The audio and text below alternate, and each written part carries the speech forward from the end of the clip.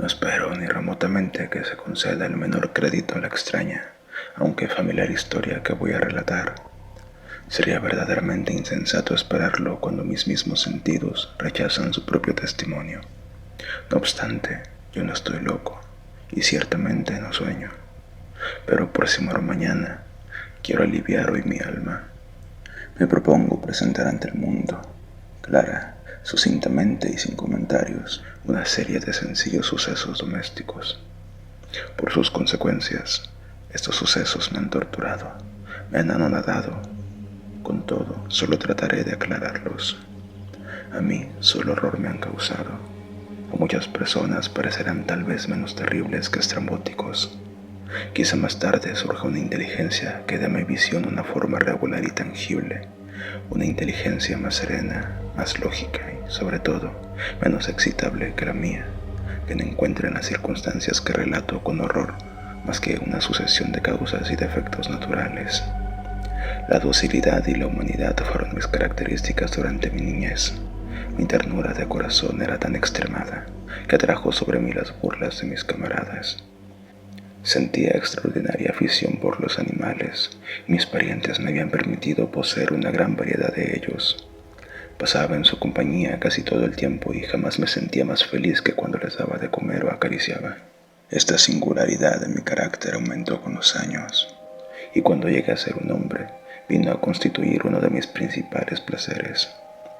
Para los que han profesado afecto a un perro fiel e inteligente, no es preciso que explique la naturaleza o la intensidad de goces que esto puede proporcionar. Hay en el desinteresado amor de un animal, en su abnegación, algo que va derecho al corazón del que ha tenido frecuentes ocasiones de experimentar su humilde amistad, su fidelidad sin límites. Me casé joven y tuve la suerte de encontrar en mi esposa una disposición semejante a la mía. Observando mi inclinación hacia los animales domésticos, no perdonó ocasión alguna de proporcionarme los de las especies más agradables. Teníamos pájaros, un pez dorado, un perro hermosísimo, conejitos, un pequeño mono y un gato. Este último animal era tan robusto como hermoso, completamente negro y de una sagacidad maravillosa. Respecto a su inteligencia, mi mujer, que en el fondo era bastante supersticiosa, hacía frecuentes alusiones a la antigua creencia popular que había brujas disfrazadas en todos los gatos negros. Esto no quiere decir que ella tomase esta preocupación muy en serio, y si lo menciono, es sencillamente porque me viene a la memoria en este momento. Plutón, ese era el nombre del gato, era mi favorito, mi camarada. Yo le daba de comer y él me seguía por la casa donde quiera que iba. Esto me tenía tan sin cuidado que llegué a permitirle que me acompañase por las calles. Nuestra amistad subsistió así muchos años, durante los cuales mi carácter, por obra del demonio o de la intemperancia, aunque me avergüence de confesarlo, sufrió una alteración radical. Me hice de día en día más taciturno, más irritable, más indiferente a los sentimientos ajenos. Llegué a emplear un lenguaje brutal con mi mujer. Más tarde, hasta la injuria con violencias personales. Mis pobres favoritos naturalmente sufrieron también el cambio de mi carácter. No solamente los abandonaba, sino que llegué a maltratarlos. El afecto que a Plutón todavía conservaba me impedía pegarle, así como no me daba escrúpulo de maltratar a los conejos, al mono y aun al perro, cuando por acaso o por cariño se atravesaban en mi camino.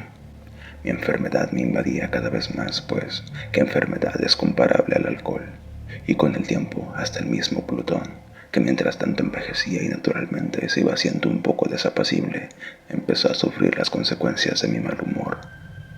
Una noche que entré en casa completamente borracho, me pareció que el gato evitaba mi vista. Lo agarré, pero, espantado de mi violencia, me hizo en una mano con sus dientes una herida muy leve. Mi alma pareció que abandonaba mi cuerpo, y una rabia más que diabólica, saturada de ginebra, penetró en cada fibra de mi ser. Saqué del bolsillo del chaleco un cortaplumas. Lo abrí, agarré al pobre animal por la garganta y deliberadamente le hice saltar un ojo de su órbita. Me avergüenzo, me consumo, me estremezco al escribir esta abominable atrocidad. Por la mañana, al recuperar la razón, cuando se hubieron disipado los vapores de mi crápula nocturna, Experimenté una sensación mitad horror, mitad de remordimiento por el crimen que había cometido, pero fue solo un débil e inestable pensamiento, y el alma no sufrió las heridas. Persistí en mis excesos, y bien pronto ahogué en vino todo recuerdo de mi criminal acción. El gato sanó lentamente. La órbita del ojo perdido presentaba en verdad un aspecto horroroso, pero en adelante no pareció sufrir. Iba y venía de la casa según su costumbre, pero huía de mí con indecible horror. Aún me quedaba lo bastante de mi benevolencia anterior para sentirme afligido por esta antipatía evidente de parte de un ser que tanto me había amado. Pero a este sentimiento bien pronto sucedió la irritación, y entonces desarrollase en mí, por mi próspera e irrevocable caída, el espíritu de la perversidad, del que la filosofía no hace mención. Con todo, tan seguro como existe mi alma, yo creo que la perversidad es uno de los primitivos impulsos del corazón humano, una de las facultades o sentimientos elementales que dirigen al carácter del hombre. ¿Quién nos ha sorprendido 100 veces cometiendo una acción sucia o vil por la sola razón de saber que no la debía cometer? No tenemos una perpetua inclinación, no obstante la excelencia de nuestro juicio, a violar lo que es ley, sencillamente porque comprendemos que es ley. Este espíritu de perversidad, repito, causó mi ruina completa. El deseo ardiente, insondable del alma de atormentarse a sí misma, de violentar su propia naturaleza, de hacer el mal por amor al mal, me impulsaba a continuar el suplicio al que había condenado al inofensivo animal. Una mañana, a completa sangre fría, le puse un nudo corredizo alrededor del cuello y lo colgué de una rama de un árbol. La ahorqué con los ojos arrasados en lágrimas, experimentando el más amargo remordimiento en el corazón. La ahorqué porque me constaba que me había amado y porque sentía que no hubiese dado ningún motivo de cólera. La ahorqué porque sabía que haciéndolo así cometía un pecado mortal que comprometía mi alma inmortal, al punto de colocarla, si tal cosa es posible, fuera de la misericordia infinita del Dios misericordioso y terrible. En la noche que siguió el día en que fue ejecutada esta cruel acción, fui despertado a los gritos de ¡fuego! Las cortinas de mi lecho estaban convertidas en llamas. Toda la casa estaba ardiendo. Con gran dificultad escapamos del incendio mi mujer, un criado y yo. La destrucción fue completa. Se aniquiló toda mi fortuna y entonces me entregué a la desesperación. No trato de establecer una relación de la causa con el efecto entre la atrocidad y el desastre. Estoy muy por encima de esta debilidad. Solo doy por cuenta de una cadena de hechos y no quiero que falte ningún eslabón. El día siguiente al incendio visité las ruinas. Los muros se habían desplomado, exceptuando uno solo, y esta única excepción fue un tabique interior poco sólido, situado casi en la mitad de la casa y contra el cual se apoyaba la cabecera de mi lecho. Dicha pared se había escapado en gran parte a la acción del fuego, cosa que yo atribuía a que había sido recientemente renovada. En torno de este muro agrupábase una multitud de gente y muchas personas parecían examinar algo muy particular con minuciosa y viva atención. Las palabras extraño, singular y otras expresiones semejantes excitaron mi curiosidad. Me aproximé y vi, a manera de un bajo relieve esculpido sobre la blanca superficie, la figura de un gato gigantesco. La imagen estaba estampada con una exactitud verdaderamente maravillosa. Había una cuerda alrededor del cuello del animal. Al momento de ver esta aparición, pues como tal, en semejante circunstancia, no podía por menos de considerarla. Mi asombro y mi temor fueron extraordinarios, pero al fin la reflexión vino en mi ayuda. Recordé entonces que el gato había sido ahorcado en un jardín contiguo a la casa. A los gritos de alarma, el jardín habría sido inmediatamente invadido por la multitud y el animal debió haber sido descolgado del árbol por alguno y arrojado en mi cuarto a través de una ventana abierta.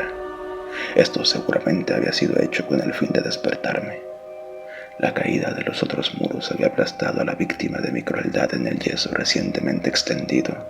La cal de este muro, combinada con las llamas y el amoníaco desprendido del cadáver, habían formado la imagen tal como yo la veía. Merced a este sacrificio logré satisfacer muy pronto a mi razón, mas no pude hacerlo tan rápidamente con mi conciencia, porque el suceso sorprendente que acabo de relatar grabóse en mi imaginación de una manera profunda.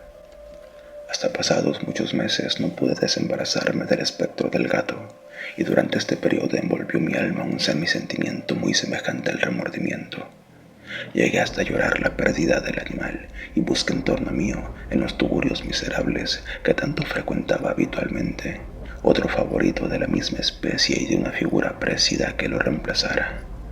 Ocurrió que una noche que me hallaba sentado, medio aturdido, en una taberna más que infame, fue repentinamente solicitada mi atención hacia un objeto negro que reposaba en lo alto de uno de esos inmensos toneles de ginebra o ron que componía el principal ajuar de la sala. Hacía algunos momentos que miraba lo alto de este tonel, y lo que más me sorprendía era no haber notado más pronto el objeto colocado encima. Me aproximé, tocándolo con la mano. Era un enorme gato, tan grande por lo menos como Plutón, e igual a él en todo, menos en una cosa. Plutón no tenía ni un pelo blanco en todo el cuerpo, mientras que este tenía una salpicadura larga y blanca, de forma indecisa que le cubría casi toda la región del pecho.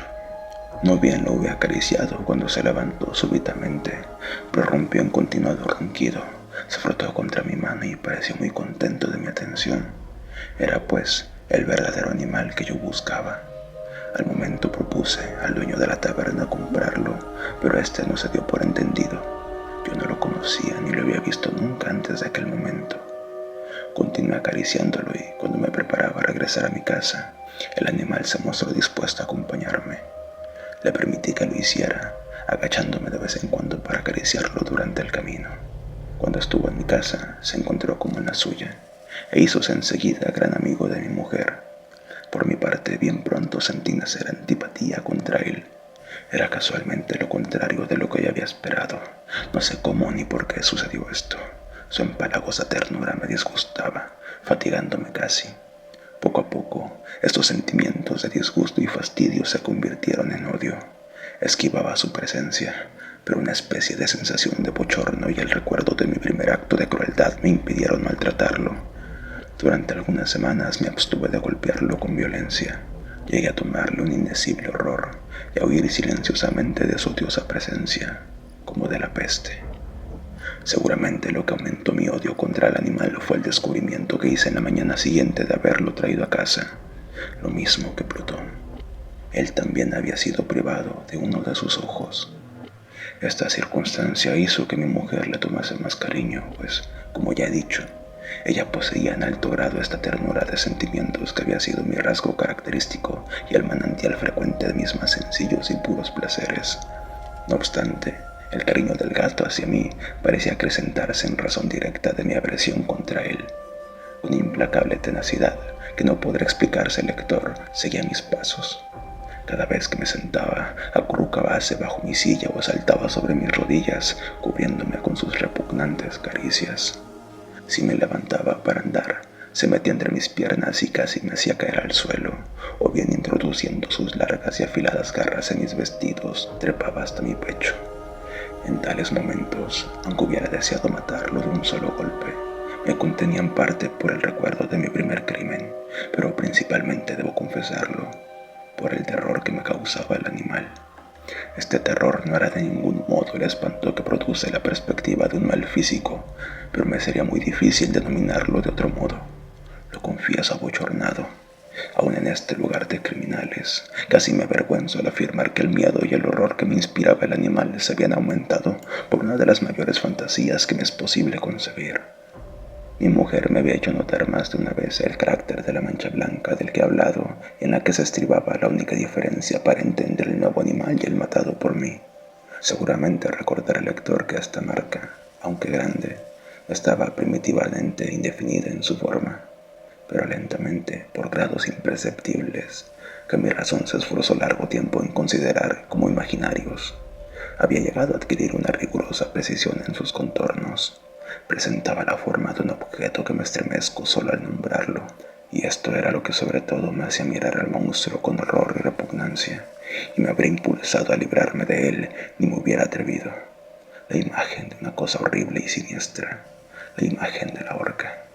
Oh, lúgubre y terrible aparato, instrumento del horror y del crimen, de la agonía y de la muerte. Y heme aquí convertido en un miserable, más allá de la miseria de la humanidad. un animal inmundo cuyo hermano yo había con desprecio destruido, una bestia bruta creando para mí, hombre formado a imagen del Altísimo, un tan grande e intolerable infortunio. Desde entonces no volví a disfrutar de reposo ni de día ni de noche.